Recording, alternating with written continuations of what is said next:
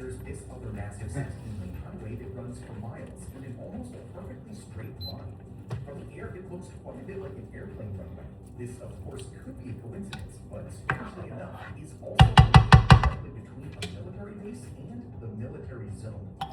Some of these roads are very dangerous to drive on. There's a stretch of highway running south from Naypyidaw, which is widely known as Death Highway.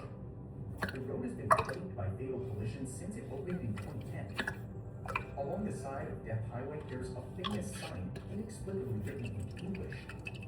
A warning or a dark joke. For some drivers, this sign is the last thing they see before crashing. There are other unusual details in Naypyidaw, like the seemingly impressive Upatasanti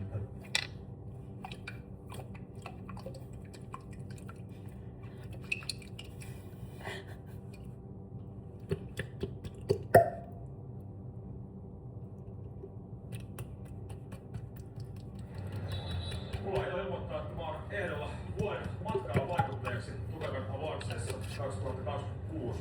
Nyt on tarvitsen sun apua. Yleisöäänestys on auki 22. maaliskuuta asti. Meillä linkin tuohon videotietoihin, mistä taipua äänestämään näin halutessasi.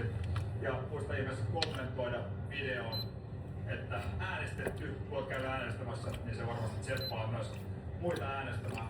Muistakaa äänestää, jokainen ääni on tärkeä. Jatketaan.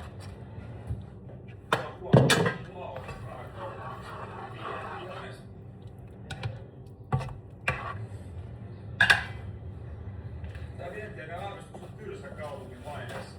Ainakin niitten ihmisten vaiheessa, jotka maajuteltiin päälle ihmiset oikeastaan juuri veikkaa. Se valtio tulee, niin jos sulla on maaleja kautta, että maailma on olla. Tähän vientiäinen ei oikeastaan jäädä, paitsi että tullaan illalla, saadaan yöllä olla tässä. Äkkiä illalla tai bussilla jonnekin. Päivässä mikä matkailijoiden kesto suosittaa meistä. Lähdetään katsomaan.